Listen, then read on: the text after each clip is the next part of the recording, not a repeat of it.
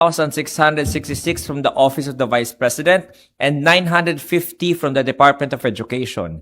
Remarkably, every single AR submitted by the Respondents' Counsel matched a counterpart submitted by the prosecution.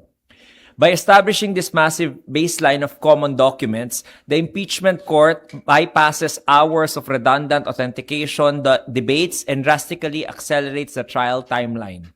While the defense perfectly matched a large portion of the evidence, a significant documentary gap remains. The audit revealed that out of the prosecution's 4,492 submitted ARs, 876 receipts have no counterpart from the respondent. This isolation is strategically vital as it precisely defines the boundaries of the documentary dispute.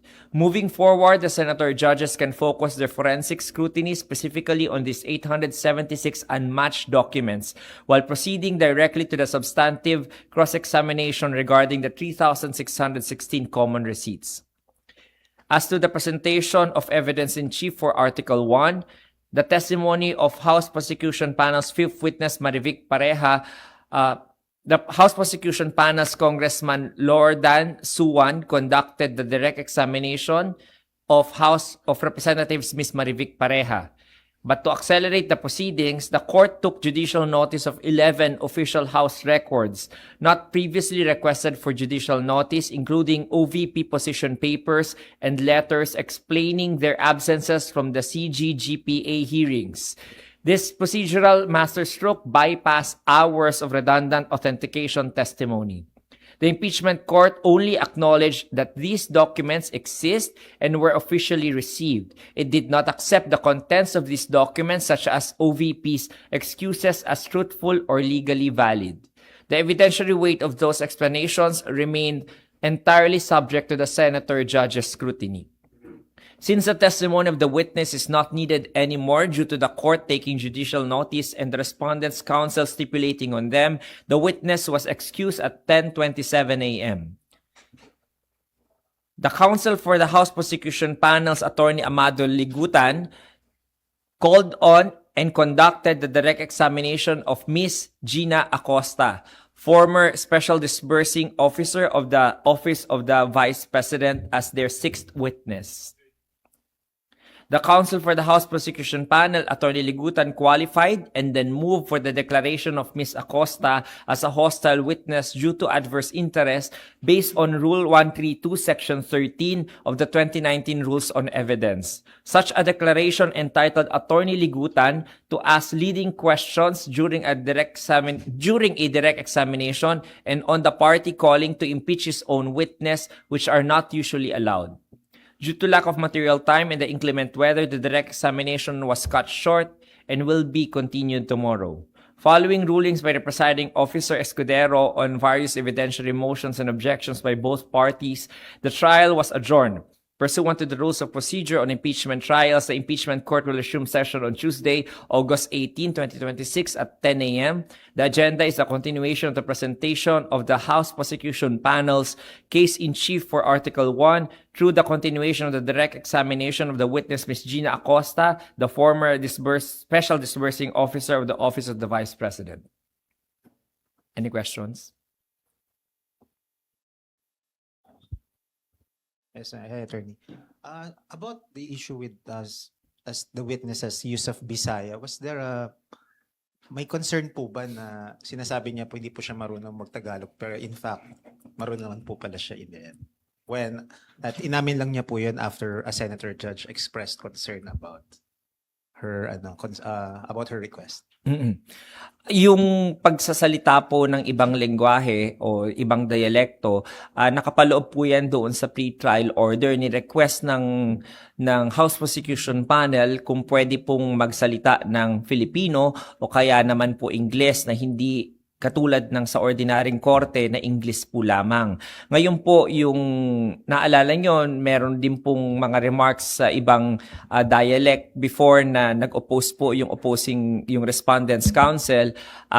Pinapayagan naman po yung pagsasalita ng ibang dialect, kaya lamang po para po hindi matagal, kailangan pong kung marunong naman siyang sabihin yon sa Ingles o kaya naman po sa Filipino, then yun na lamang po yung gagamitin para hindi na po kinakailangan ng karagdagang pagta-translate. Dahil ang records po ng ating proceeding ay either sa Ingles po o sa Filipino lamang.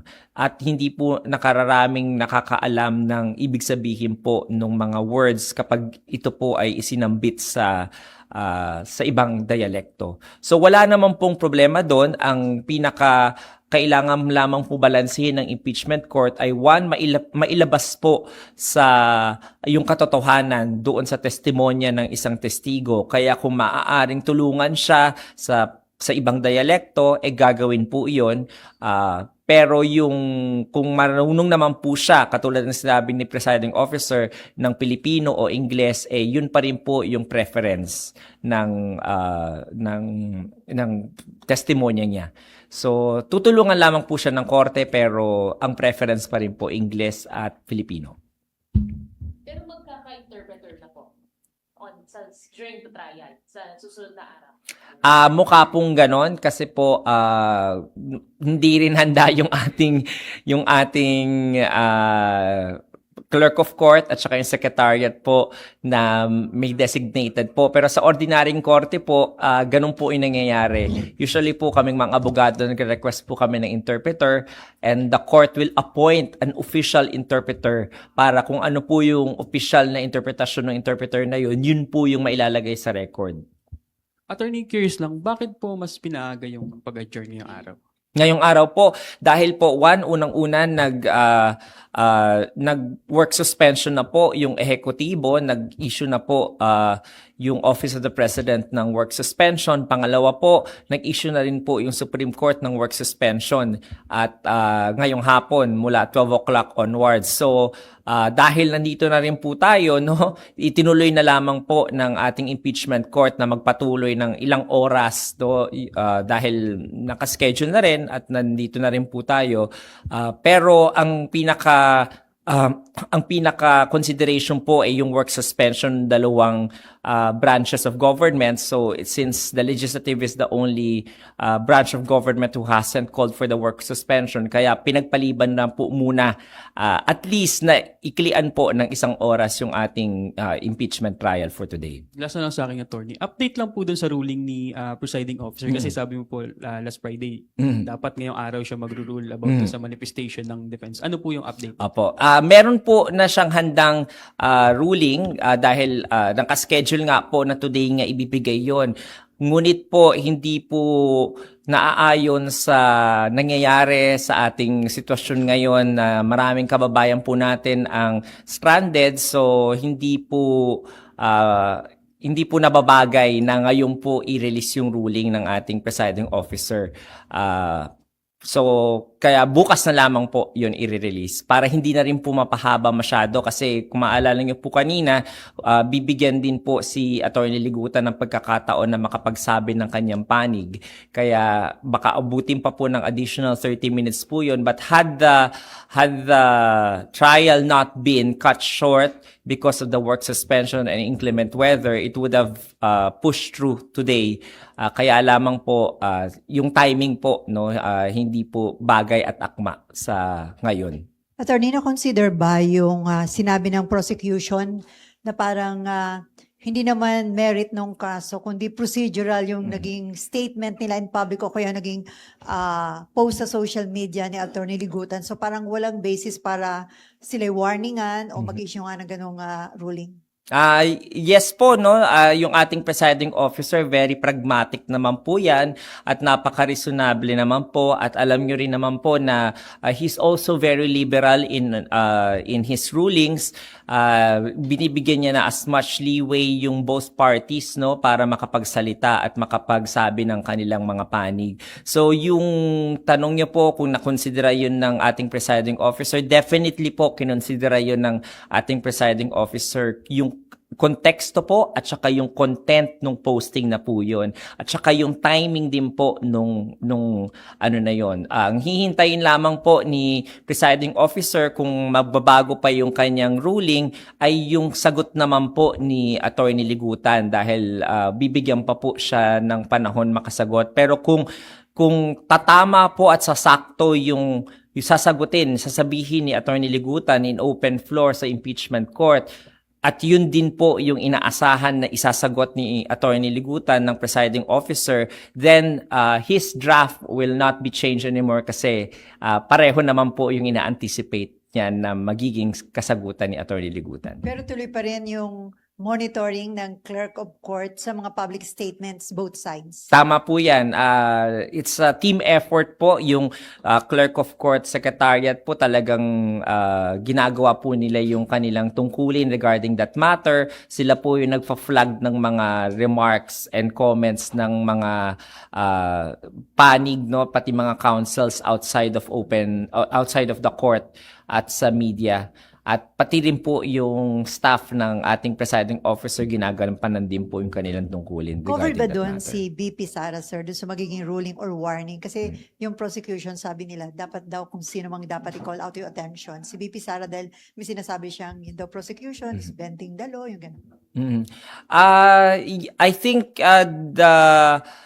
the presiding officer has also considered, of course, na nabigay na rin po sa kanya ng branch clerk of court yung mga sinabi na yun ng respondent. So, nakonsidera niya na rin po yan sa kanyang ruling dahil syempre ibibigay niya po yung ruling na yun para sa lahat po ng sakop ng Rule 18, which are the respondent, yung mga parties po, kasama po yung respondent doon, yung respondent's counsel, yung House Prosecution Panel, pati yung counsel for the House Prosecution Panel, pati po yung mga senator judges. So lahat po ng sakop sa Rule 18 ay maaari pong sasabihan ni presiding officer na tumalima doon sa rule na yun.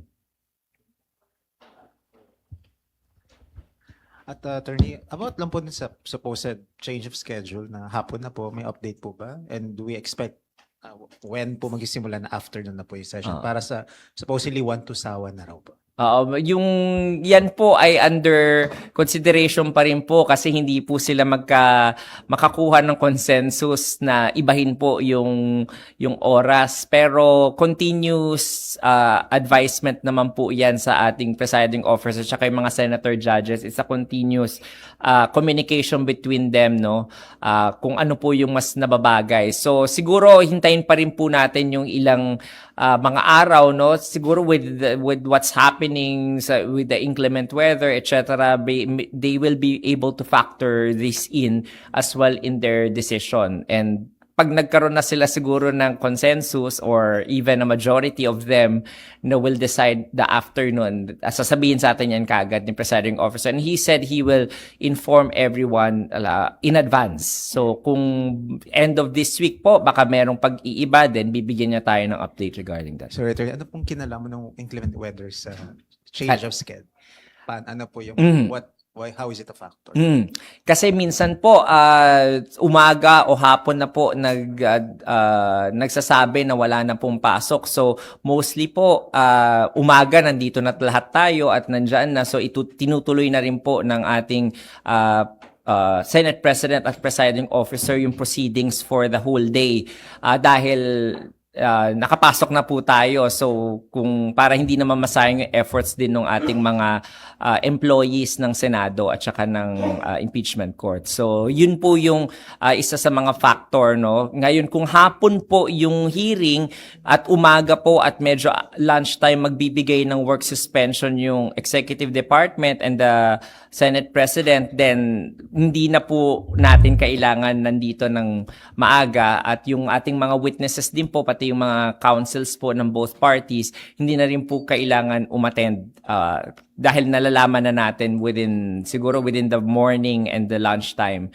yung decision on the matter. Pero attorney, if in the sense na hindi gumanda ang panahon sa mga susunod na araw, is there an option na baka pwedeng gawing virtually yung proceeding or still hindi pa rin talaga? Kumbaga, extraordinary conditions lang yung pwedeng mangyari yung ganun. Tama po, wala po kasi sa impeachment rules natin yung virtual court hearing, no? Unlike even in ordinary courts, ito ay by exception lamang. I mean, bago ka magkaroon ng video conferencing hearing, kailangan mag-move yung either party and to give reasonable or justifiable reason kung ba't kailangan ng online or virtual hearing. So, kung ganun din yung tatahakin dito ng impeachment court, no, baka kailangan may mag-move at kailangan magpakita ng justifiable reason at magpakita rin ng legal basis kung ba't papayagan ng isang online hearing. Medyo mahirap po kasi dito, no?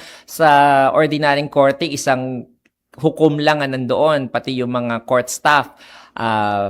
Pero dito, 24 senator judges yung kailangan naka-online din, no? Para mag-constitute ng quorum, kailangan at least 13 ang naka-online. So medyo madugo-dugo po yan. Plus yung House Prosecution Panel, masyadong marami rin na mga tao sila at pati yung Respondents' Council, marami rin pong tao yun, in even the staff ng ating mga senator judges and the clerk of court po ng impeachment court. So medyo it's a logistical nightmare kung magkakaroon ng virtual hearing for the impeachment court for the meantime po until we find a better solution or better legal basis for that.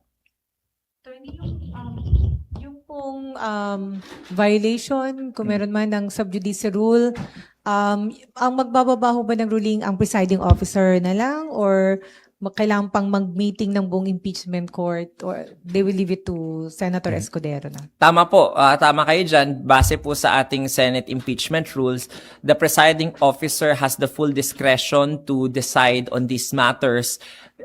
He has also the full discretion if he wants not to decide on it and throw the question for the resolution of the body of the senator judges. Pero base po sa previous conduct ng ating presiding officer, he is well equipped and well knowledgeable naman to resolve the matter on his own. And only after, kunwari, may mag-appeal lang na senator judges na to take into a vote to appeal the resolution, then that's the only time na magbobotohan po. So, the presiding officer is trying to siguro go to the last resort na lang pag talagang medyo questionable yung mga resolution na mahirap siyang mag-decide lang mag-isa. Last resort niya na ibabato niya sa body para mag-decide yung body.